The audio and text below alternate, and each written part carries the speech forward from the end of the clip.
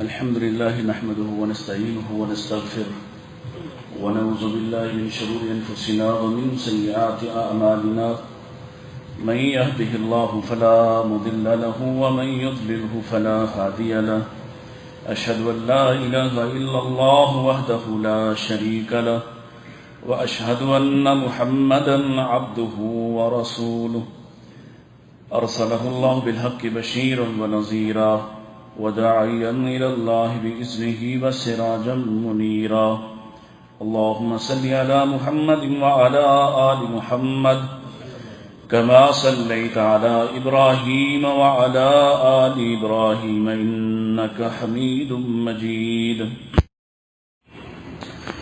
اللهم بارك على محمد وعلى آل محمد كما باركت على إبراهيم وعلى آل إبراهيم إنك حميد مجيد أعوذ بالله السميع العليم من الشيطان الرجيم بسم الله الرحمن الرحيم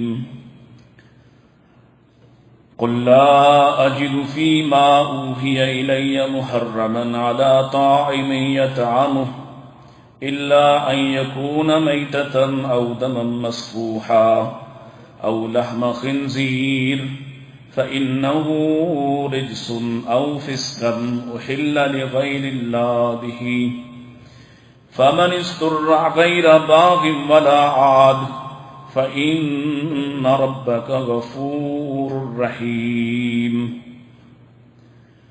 وقال الله تعالى وإذا قيل لهم تعالوا إلى ما أنزل الله وإلى الرسول رأيت المنافقين يصدون عنك صدودا إن أحسن الحديث كتاب الله وخير الهدي هدي محمد صلى الله عليه وسلم وشر الأمور محدثاتها كل محدثة بدعة وكل بدعة ضلالة وكل ضلالة في النار. حمد و ثنا درود السلام کے بعد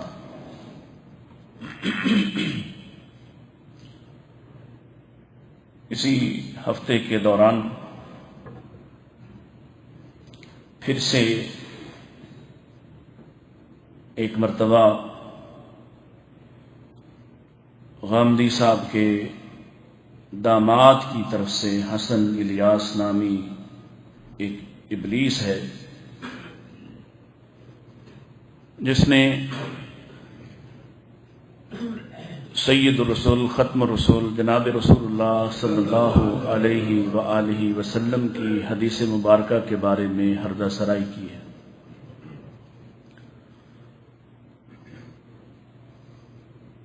اور وہ بیانیاں جو غامدی صاحب اور ان سے پہلے ان کے اساتذہ فراہی صاحب سے شروع ہو کے امین احسن اصلاحی سے ہوتے ہوئے غامدی صاحب خاص طور پہ پچھلے کوئی 40 سال سے ایک بات پہ محنت کر رہے تھے اور بالآخر اس کا نتیجہ ہمارے سامنے ہے. آپ نے اکثر سنا ہوگا وہ کہتے تھے کہ سنت اور اس میں بھی امت کا عمل تواتر متواتر عمل جو ہے وہ بڑی حیثیت رکھتا ہے اور اس کا نتیجہ یہ نکلا کہ ان کے داماد نے جو ان کا جانشین بھی ہے اور جو خانقاہ اب غامدی صاحب نے لاہور میں بنائی ہے ظاہر ہے کہ اس کو آگے بڑھانے والا بھی وہی ہوگا. اس نے کہا کہ حدیث دین نہیں ہے. پھر اس سے بھی سنگین بات یہ ہے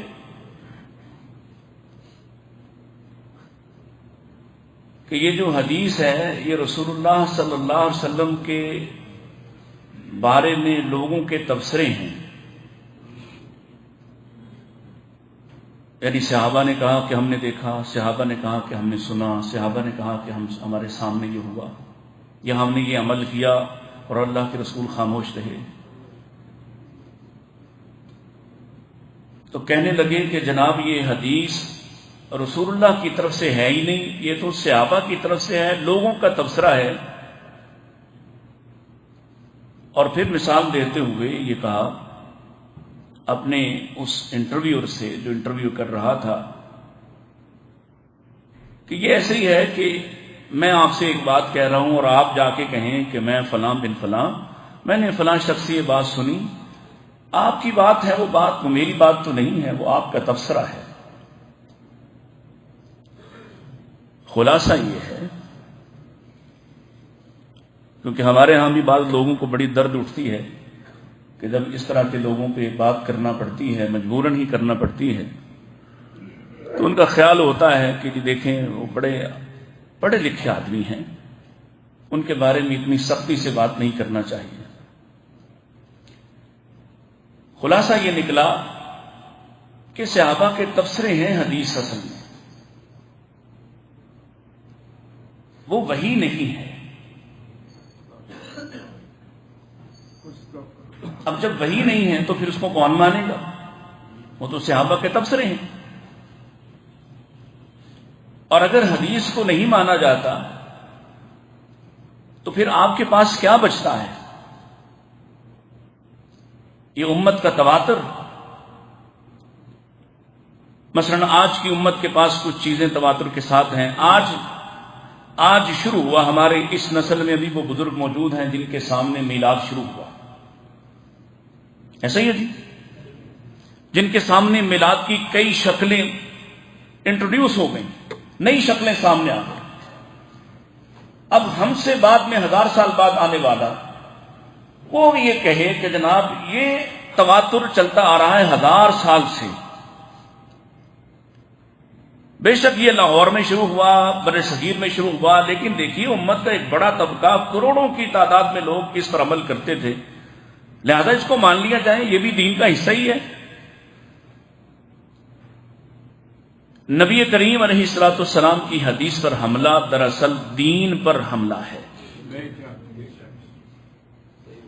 اور صحابہ کرام پر عدم اعتماد دراصل اللہ کی وحی پر عدم اعتماد ہے۔ جسے یہ بات ہضم نہیں ہوتی وہ اس کے مزید نتائج آنے والے وقتوں میں دیکھ لے گا کہ بڑی تیزی کے ساتھ پہلے آہستہ آہستہ سنت کو محدود کرنا چاہا، سنت کے بارے میں ایک مخصوص عجیب و غریب نظریہ دیا۔ اللہ کا قرآن یقیناً ایسے تمام گمراہوں کے لیے علاج بن کر آیا ہے۔ قرآن نے کہا لَقَدْ كَانَ لَكُمْ فِي رَسُولِ اللَّهِ أُسْوَةٌ حَسَنَةٌ۔ آگے 2 شرطیں لگائی ہیں، توجہ سے ذرا، وقت کم ہے اور آپ کی توجہ چاہیے۔ آگے 2 شرطیں لگائی ہیں۔ رسول اللہ کس کے لیے نمونہ ہیں؟ آپ کی ذات نمونہ ہے، اللہ نے اس نمونے کو خود گھڑا، خود بنایا، خود اس کی صنعت گری کی ہے، لیکن یہ آپ نمونہ کس کے لیے ہیں؟ لمن کان یرجو اللہ، جو اللہ سے ملنا چاہے گا، جو اللہ سے ملاقات کا متمنی ہوگا، جو اللہ کا بننا چاہے گا، اللہ سے کل کو ملنا چاہے گا، اس کے لیے اللہ کے رسول نمونہ ہے۔ والیوم الآخر، اور دوسری بات، جس کا آخرت پر صحیح والا یقین ہوگا اس کے لیے اللہ کے رسول نمونہ ہے، اس کے لیے اللہ کے رسول ماڈل ہے، آئیڈیل ہے۔ اور اگر آپ کو نمونہ نہیں مانتا، آپ کو اسوہ حسنہ نہیں مانتا، تو بتائیے اس کو آخرت میں کیا ملنے والا ہے، اور یہ کہاں اللہ سے ملاقات کرے گا؟ کیونکہ اللہ سے ملاقات، قرآن مجید نے اللہ کی ملاقات کا بھی جو ذکر کیا ہے وہ بھی ایک ایسے انداز میں کیا ہے، وَسَقَاهُمْ وَرَبُّهُمْ شَرَابًا طَهُورًا۔ کہیں آمنے سامنے کی وہ ملاقاتیں جو حدیث نے بیان کی ہیں وہ ظاہر نہیں ہوتی۔ نبی کریم علیہ الصلوۃ والسلام پر سوال اٹھانا اور آپ کی ذات پر سوال اٹھانا، اب چونکہ یہ سیدھی بات ہے تو سیدھا انکار حدیث. اس سے پہلے ہم کہتے تھے تو لوگ کہتے تھے کہ جی آپ ایسے ہی بات نکالتے ہیں، وہ تو حدیث کا انکار نہیں کرتے، وہ تو منکرین حدیث نہیں ہیں. وہ تو یہ کہتے ہیں کہ ترجیح ملے گی اس سنت کو جس کو تواتر حاصل ہے. ویسے نبی پاک کی سنت کہاں سے ظاہر ہوتی ہے؟ اس کو کیا کہتے ہیں؟ سنت کو کیا کہتے ہیں؟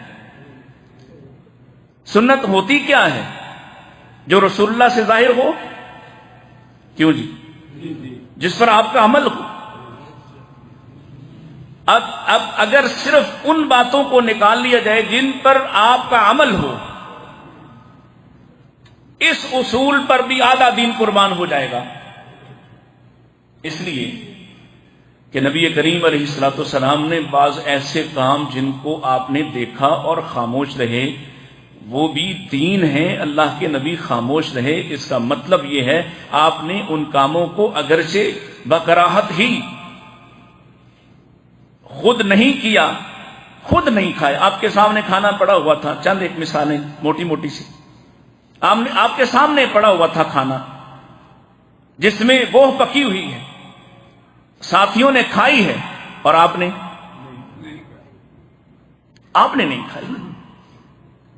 کئی ایسی چیزیں، کئی ایسی باتیں جو ساتھیوں نے کی ہیں، آپ نے نہیں کی ہیں. کیوں؟ آپ کی ذات. مثلا ابو ایوب انصاری والی مثال بھی یاد کیجئے. نبی پاک علیہ الصلوۃ والسلام نے پیاز سے بنا ہوا، لہسن سے تیار شدہ کھانا نہیں کھایا، اور صحابی کو پریشانی ہو گئی ہے کہ اللہ کے رسول ناراض ہے ہم سے، آج کھانا کھایا ہی نہیں ہے. جہاں سے چھوڑتے تھے، جہاں سے آپ کھاتے تھے، وہاں سے دونوں میاں بیوی کھاتے ہیں، اس برتن کے اس حصے سے کھاتے ہیں. نہیں کھایا. آ کے پوچھا ہے اللہ کے رسول کیا ہوا، آپ نے کھانا نہیں کھایا؟ کہیں سے کھا کے آئے ہیں؟ نہیں. کیوں نہیں کھایا؟ ناراض ہے. نہیں. کیوں نہیں کھایا؟ اس لیے کہ تم نے اس میں لہسن اور پیاز ڈالا ہے. اللہ کے رسول کیا یہ حرام ہے؟ فرمایا حرام نہیں ہے، میں نہیں کھا سکتا کہ میرے پاس وہی آتی ہے. اب آپ نے نہیں کھایا پیاز اور لہسن، تو کیا مطلب ہے اس کا؟ حرام ہو گیا. آئیے قرآن کیا کہتا ہے. اس جیسوں کی بولتی بند کرنے کے لیے قرآن ہی کافی ہے. قُلْ لَا أَجِدُ فِي مَا أُوحِيَ إِلَيَّ مُحَرَّمًا. اللہ نے کچھ چیزوں کو حرام قرار دیا ہے. کون سی چیزوں کو؟ میتا، مردار کو، دمن مسفوحا، بہتے ہوئے خون کو، او لحم خنزیر، خنزیر کے گوشت کو، اور اس کے علاوہ باقی ساری چیزوں کا نام نہیں لیا. اب بتائیے غامدی صاحب پھر کتا بلا سب کچھ حلال کرتے ہوں گے؟ کیا خیال ہے؟ کیونکہ قرآن نے تو مخصوص چند چیزوں کا ذکر کیا. گدھا، کتا، بلا، درندے، یہ سب کچھ ان کے ہاں. سانپ بھی کھا لیتے ہوں گے، سانپ کی طرح مسلمانوں کو ڈس رہے ہیں آہستہ آہستہ سے. دوسری بات، قرآن مجید نے ان کے انکار کی ایک وجہ بیان فرمائی ہے. حدیث کو نہ ماننے والوں کا مسئلہ حدیث نہیں ہے، نفاق ہے. حدیث نہیں ہے، وہ نفاق جو اندر گھر کیے بیٹھا ہے، جو چاہتا ہے کہ کھل کر تو آ نہیں سکتا، کھل کر نہیں کہہ سکتا میں اس دین کو اس طرح سے نہیں مانتا، آہستہ آہستہ اندر سے زہر نکلتا ہے. اللہ کا قرآن کہتا ہے وَإِذَا قِيلَ لَهُمْ، جب ان سے کہا جاتا ہے نا، کن سے؟ منافقین سے. تَعَالَوْا إِلَى مَا أَنزَلَ اللَّهُ، آؤ اس طرف جو اللہ نے نازل کیا. وَإِلَى الرَّسُولِ، اور رسول کی طرف. رَأَيْتَ الْمُنَافِقِينَ، تو آپ منافقوں کو دیکھیں گے. يَصُدُّونَ عَنْكَ صُدُودًا، ان کے چہرے ہی پھر جاتے ہیں، ان کی حالت ہی بگڑ جاتی ہے. اب قرآن مجید نے بار بار کہا نبی کی اطاعت کرو، اس نبی کے پیچھے چلو. نبی کی اطاعت کرنا اللہ کی اطاعت کرنا ہے. تو قرآن تو سامنے ہے نا، پھر رسول کی اطاعت کہاں سے کریں گے؟ حدیث کس کو کہتے ہیں؟ रसूल अकरम अलैहिस्सलाम के अल्फाज, ये भी हदीस, ये कौली हदीस है। अल्लाह के रसूल अलैहिस्सलाम का फेल, ये फेली हदीस है। यानी अल्लाह के रसूल का फेल, अल्लाह के रसूल का कौल, औ तकरीरिन, या अल्लाह के रसूल अलैहिस्सलाम की किसी अमल पर खामोशी, ये क्या है? ये हदीस कहलाती है। अच्छा चले मजीद आसान करते हैं। ये किस पर आया है? अकल के अंधे हैं, नबी अलैहिस्सलाम पर उतरा। कहां उतरा? किसी पहाड़ी पर। अल्लाह ने मूसा अलैहिस्सलाम की तरह बुलाकर, ये एतराज यहूदियों का था कि तुम्हें कुरान मूसा की तरह क्यों नहीं मिला, क्यों एक ही बार ये उतार कर तुम्हें नहीं दिया गया। ये हर दफा हम कोई नई साजिश करते हैं, आसमान से उसी के मुताबिक वही आती है। शक डालने की कोशिश की। अल्लाह ने कहा, बड़े ही जालिम हो, मूसा के अलावा अल्लाह ने किसको लिखी लिखाई किताब दी है, जरा बताओ तो सही। इस वक्त की बाइबल के अंदर भी 150 से जायद नज़्में तौहीद के तराने ज़बूर के नाम पर सैयदना दाऊद अलैहिस्सलाम की तरफ मंसूब हैं, और वो मुख्तलिफ औकात में उतरे हैं। इंजील हजरत ईसा अलैहिस्सलाम पर उतरी, वही की सूरत उतरी, लिखी लिखाई नहीं आई है। और दीगर बेशुमार नबी जिनका आज नाम भी कोई नहीं जानता, वो किताबें किस सूरत उतरी? अल्लाह ने जैसे चाहा वही की सूरत अल्लाह ने वही की। इब्राहीम अलैहिस्सलाम, ख्वाब आया, कुरान ने उसका जिक्र किया। इस ख्वाब का जिक्र साबका किसी किताब में नहीं है कि अपने बेटे को ज़िबा किया। ये वही थी, वही अल्लाह का हुक्म। बेटा कह रहा है, अपने बाप से कह रहा है, आपको मेरे अल्लाह ने जो हुक्म दिया उसको कीजिए। ये यहूद का तर्ज अमल था कि उन्होंने कहा लिखा लिखाया क्यों नहीं आ गया। नबी अलैहिस्सलाम पर उतरा कुरान, और आपने पढ़कर सुनाया। आपने, और जो आप पढ़कर सुना दें या आपकी जुबान से जिसका सुदूर हो, उसको क्या कहते हैं? उसको क्या कहते हैं? उसको क्या कहते हैं? रसूलुल्लाह की जुबान से जो निकले उसको क्या कहते हैं? हदीस। हदीस।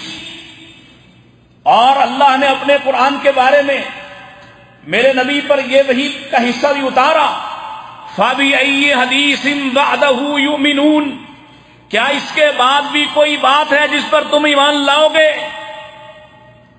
कुरान पहली हदीस है। हदीस का इनकार करने वाला दरअसल कुरान ही का इनकार करना चाहता है। कुरान, और समझ आ गई? अगर समझ आ गई तो इतना ही काफी है। समझ आ गई? हदीस क्या है? आपकी जुबान से निकले, आपके फेल से सादिर हो, या जिसको आप देखकर जिस पर खामोशी इख्तियार कर लें, जिसको खामोशी की सनद दे दें। मेरा नबी हराम पर चुप रह सकता, मेरा नबी गुनाह पर चुप रह सकता, मेरा नबी जुल्म पर खामोश रह सकता।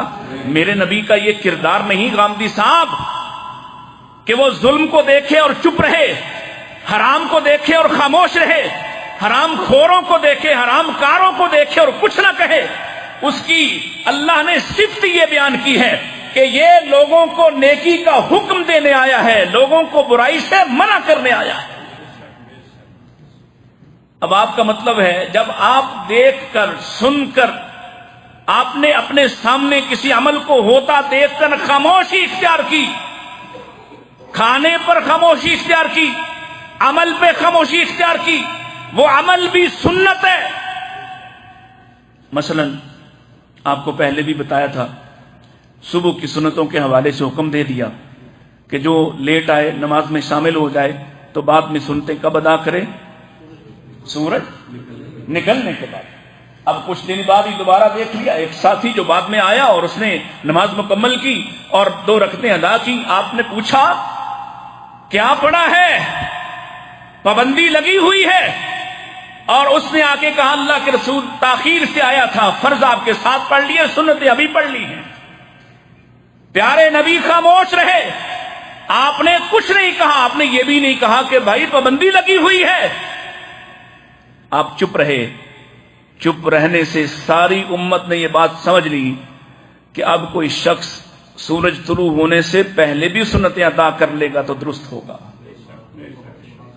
ساری امت نے یہ بات سنی۔ اور پھر دیکھیے بڑی عجیب بات ہے، امت کے سفر کو 14 صدیاں بیت گئیں۔ 14 صدیاں، 14 صدیوں میں جو بات کسی کو سمجھ نہیں آئی، وہ بات غامدی صاحب پر نازل ہو گئی ہے، ان کے جانشینوں پر اتر گئی ہے کہ حدیث تو دین نہیں ہے، حدیث دین نہیں ہے۔ کتنی باتیں بتاؤں کہ قرآن کہے کہ عمل کرو، قرآن کہے اتم الحج والعمرۃ للہ، اور ثابت کہاں سے کرنا پڑے؟ یہ قرآن کہے کہ یہ صرف 4 چیزیں حرام کی ہیں، صرف 4، باقی سارا حرام میرے رسول کی حدیث سے ہوتا ہے۔ کیا کریں؟ کتنے سارے مسائل ہیں، کتنے سارے مسائل ہیں۔ صحابہ کے بارے میں یہ تبصرہ کر دینا کہ جی ان کا تبصرہ ہے، یہ بات رسول اللہ کی تو نہیں ہے۔ وہ صحابہ اللہ کی قسم جو پہلے حدیث سناتے، جو حدیث سنانے سے پہلے کہتے کہ میں ایسا نہیں ہوں کہ میں اللہ کے رسول پر کوئی بہتان باندھوں، اس لیے کہ اللہ کے رسول سے ہم نے یہ سن رکھا ہے من کذب علی متعمدا فلیتبوأ مقعدہ من النار، جو آدمی جان بوجھ کر میری طرف جھوٹ منسوب کرے وہ اپنا ٹھکانہ جہنم میں تلاش کرے۔ امت کے سب سے بڑے عالم سیدنا ابو بکر صدیق رضی اللہ تعالیٰ عنہ، لیکن کیا وہ حدیث بیان کرنے والوں میں، ان کی کثرت والوں میں شامل ہیں؟ نہیں، ان کی احادیث بہت ہی تھوڑی، سیدنا عمر کی تھوڑی، سیدنا عثمان کی تھوڑی، علی المرتضیٰ کی تھوڑی۔ کیوں؟ احتیاط اتنی زیادہ ہے، احتیاط اس قدر زیادہ ہے اس لیے کہ کوئی بات غلطی سے بھی رسول اللہ کی طرف غلط منسوب نہ ہو جائے، غلط منسوب نہ ہو جائے۔ وہ صحابی جو کہے رأیت رسول اللہ صلی اللہ علیہ وسلم، میں نے اللہ کے رسول کو دیکھا ہے، میں نے دیکھا اللہ کے رسول کو، جو کہے سمعت رسول اللہ صلی اللہ علیہ وسلم، میں نے اپنے کانوں سے رسول اللہ کو یہ کہتے سنا ہے۔ جہاں جھوٹ کہنا، اللہ اکبر، جن کی صفتیں اللہ بیان فرماتا ہے والصادقین والصادقات، مرد بھی سچے، عورتیں بھی سچی، ایسے کمال کے صادق کہ گردنوں پہ تلوار رکھ کر بھی جب دین بدلنے کی کوشش کرنے والوں نے ان کی گردنوں پہ تلوار رکھ کر بھی کچھ بدلنا چاہا، انہوں نے تبدیل کرنے کی اجازت نہیں دی ہے۔ ان کے بارے یہ کہنا کہ وہ تبصرے کر دیتے ہیں اور ان کے تبصروں کی کیا حیثیت ہے، وہ الفاظ رسول کے نہیں ہیں، وہ الفاظ رسول کے نہیں۔ اور کتنی ساری احادیث ہیں، کتنی ساری احادیث ہیں جس میں صحابی کو کسی جملے میں اگر اجتماع ہوتا ہے، کہیں اشکال ہوتا ہے، نبی علیہ الصلوۃ والسلام کی اتنی بات بیان کر کے اگلی بات کو چھوڑ دیتا ہے کہ آگے مجھے غلطی لگ گئی ہے، مجھے یاد نہیں ہے کہ اگلا حصہ کیا ہے۔ گھڑ کے نہیں بیان کرتا، خود سے نہیں کہتا۔ اور حدیث کی حیثیت کیا ہے؟ ذرا اس طرف بھی پہلو دیکھیے، اللہ کے رسول علیہ الصلوۃ والسلام، آپ کا عمل، آپ کی حدیث، آپ کا قول، آپ کا فعل، اس سب کی حیثیت کیا ہے؟ آپ سے ذرا سی بات ایسی صادر ہو جائے جو اللہ کو پسند نہیں، اللہ اس پر وحی اتار دیتا ہے۔ مثلا منافقین کے جنازے پہ نہیں کھڑے ہونا، نہیں کھڑے ہونا، آپ کھڑے پہلے ہوئے، قرآن بعد میں آیا، قرآن بات سمجھ آ رہی ہے، آپ عمل پہلے کیا ہے، آپ منافق کے رئیس المنافقین عبداللہ بن ابی کے جنازے پہ کھڑے ہوئے، سیدنا عمر منع کر رہے، روک رہے، اللہ کے رسول نے جنازہ پڑھا دیا، آسمان سے پیغام آیا استغفر لہم او لا تستغفر لہم ان تستغفر لہم 70 مرہ فلن یغفر اللہ لہم۔ نبی تمہاری ایک ایک بات کی بڑی حیثیت ہے، لیکن اس بدبخت کے لیے تم دعا مانگو نہ مانگو، جنازہ پڑھو نہ پڑھو برابر۔ آپ نے عمل کیا ہے، جہاں اللہ نے جس بات کو آگے جاری نہیں کرنا وہیں روک دیا۔ آپ نے بدر کے قیدیوں کو چھوڑ دیا ہے، سیاسی فیصلہ کیا ہے، اللہ نے اس فیصلے کو تسلیم تو کیا لیکن ساتھ وہی نازل فرمائی۔ کسی نبی کے لیے جائز نہیں کہ وہ قیدیوں کو چھوڑ دیتا، حتی یسخن فی الارض، اسے چاہیے تھا ان کا خون، گندا خون بہا دیتا زمین میں، اللہ نے قبول تو کیا لیکن ساتھ پیغام بھیجا ہے۔ کتنی ایسی باتیں ہیں جہاں اللہ کے رسول نے اپنے گھر والیوں سے کہا، تم دونوں نے یہ کہا کہ اس کا شہد کھا کے آیا ہوں تو میرے منہ سے اسمیل آتی ہے، میں آج کے بعد نہیں کھاؤں گا۔ گھر کی بات تھی، گھر کی بات، رسول کے کہنے سے یہ بات اتنی اہمیت رکھتی ہے، آپ کی زبان سے نکلا ہوا لفظ دین ہے، اس کی حیثیت گھٹانے کی کوشش کرتے ہو۔ بدبختو، یہ تو معاشرہ پہلے ہی تیزی کے ساتھ تنزل کی طرف جا رہا ہے، اس کے سامنے تو کہیں تھوڑی بہت رکاوٹ یا قرآن ہے یا رسول اللہ کا فرمان ہے کہ کہیں نہ کہیں اس کا لحاظ، کہیں نہ کہیں اس کی شرم، کہیں نہ کہیں اس کے سامنے اپنے آپ کو گرانے کی پھر بھی کوشش کرتے ہیں۔ اگر تم حدیث کو بھی گرا دو گے اس کے بعد کیا بچے گا؟ اللہ کے رسول نے گھر میں بات کی ہے، اپنی بیویوں سے کی ہے، آسمان سے پیغام آیا ہے، تم ایسے اللہ کے حلال کردہ کسی چیز کو اپنے اوپر حرام کیسے کر سکتے ہو؟ رسول کے جملوں کی حیثیت کیا ہے؟ نبی علیہ الصلوۃ والسلام، بڑی مثال آپ کو پہلے بھی دی ہوئی ہے کہ صحابی نے دوران خطبہ حج کے حوالے سے آپ تربیت کر رہے اور اس نے 3 مرتبہ سوال کیا تھا کہ اللہ کے رسول، یہ جو حج کا طریقہ آپ بیان فرما رہے ہیں، یہ حج کیا ہر صاحب مال پر ہر سال فرض ہوگا؟ آپ خاموش رہے حتیٰ کہ بات مکمل ہو گئی، خطبہ مکمل۔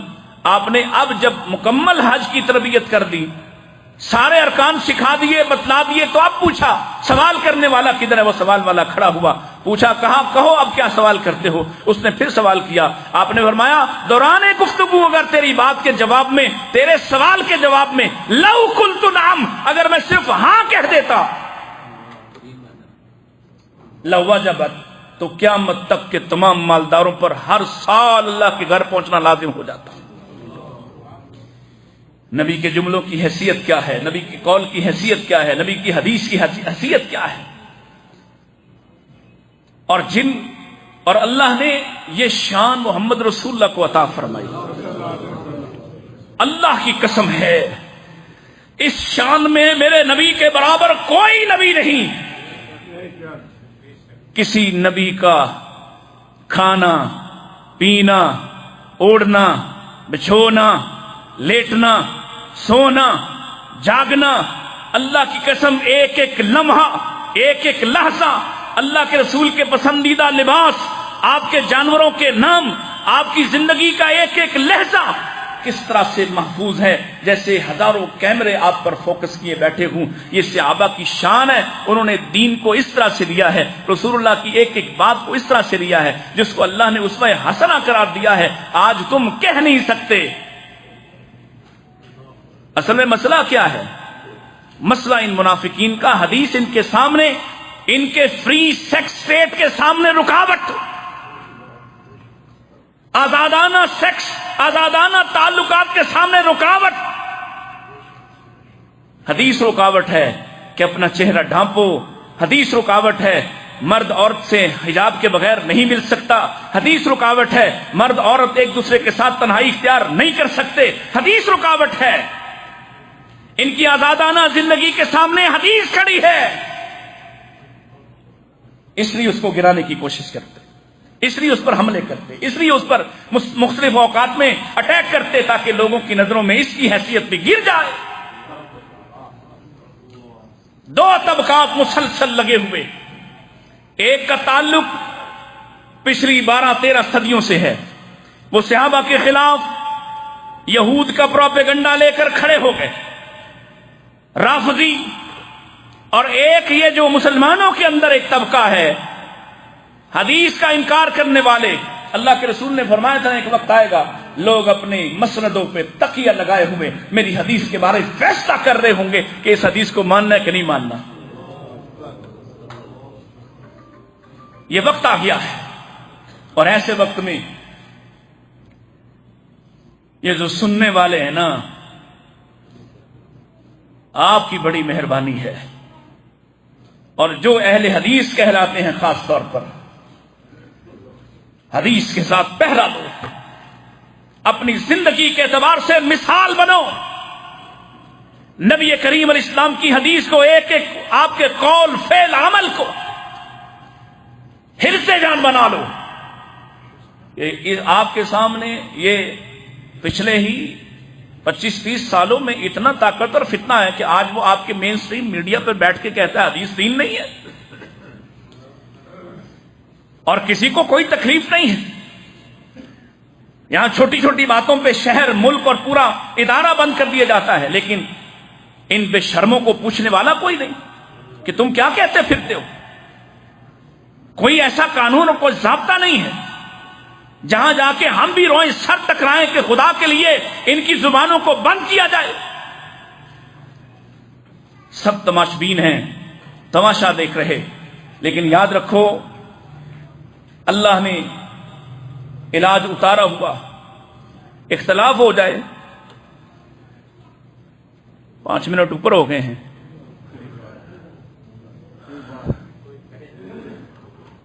آج ہی ہم لیٹ ہوئے ہیں۔ میں نے کہا کسی کو 17 سال کی پنکچویلٹی یاد نہیں آنی، تو گھر کے باہر ہم نے تو آگری لگائی نا وہ پلازے میں، اور اس کی وجہ سے جو حالات ہوئے ہیں۔ لیکن یہ جمعہ اسپیشل یاد رکھا جائے گا کہ جناب 1 بجے پہنچے تھے۔ یہ بھی اللہ نے آپ کی تربیت کروانی تھی کہ امام کی حیثیت کیا ہے۔ امام آئے گا تو نماز ہوگی، امام آئے گا تو خطبہ ہوگا، اس کے بارے تبصرے نہ کرو۔ امام آئے گا اور وہ خود حقدار ہے کہ اپنا نائب مقرر کرے۔ میرے رسول بستر پر ہیں، کھڑے نہیں ہو پا رہے، نماز تاخیر ہو رہی ہے، کسی کی جرأت نہیں ہے کہ مجھے بھی قرآن آتا میں آگے کھڑے ہو کے پڑھا دوں، حتیٰ کہ اللہ کے رسول نے فرمایا جاؤ ابو بکر کو حکم دو، وہ لوگوں کو نماز پڑھائے گا۔ امام کی حیثیت کیا ہے؟ اسی تو کبھی اپنی گالی نہیں کی تھی نا، تو سانو جو مرضی سمجھی جاؤ۔ امام کی حیثیت کیا ہے؟ یہ بھی حدیث ہے، یہ بھی حدیث ہے۔ حدیث کتنے مسئلوں کو حل کرتی ہے۔ حدیث نہ ہوتی، اللہ کی قسم ہے قرآن مجید پر عمل ہو سکتا۔ قرآن صرف عقیدے کی کتاب ہوتی، عمل کا اس سے کوئی لینا دینا۔ قرآن نے کہا اقیم الصلاۃ اقیم الصلاۃ اقیم الصلاۃ، کب پڑھیں، کس وقت پڑھیں، کتنی پڑھیں، کس طریقے سے پڑھیں، کب کھڑے ہوں، کیسے جھکیں، کب سجدہ کریں، کن ہڈیوں پہ، تفصیل کہاں ہے؟ اب غامدی صاحب کے ابا جی پہ تو نازل نہیں ہوا نا، جس کو فوراً ہی چھوڑ دیں کہ ان کے ابا پہ نازل ہوا تھا، ٹھیک ہے وہ کہتے ہیں تو مان لیتے ہیں۔ یہ تو زینب و رقیہ، ام کلثوم و فاطمہ کے ابا پہ نازل ہوا ہے، اور اس کا ایک ایک لفظ جو اعزاز رسول اللہ کا بیان کرنے لگا تھا، کسی نبی کا اوڑھنا بچھونا، کھانا پینا، زندگی کا ایک ایک لمحہ محفوظ نہیں ہے، تمہارے نبی کا محفوظ ہے۔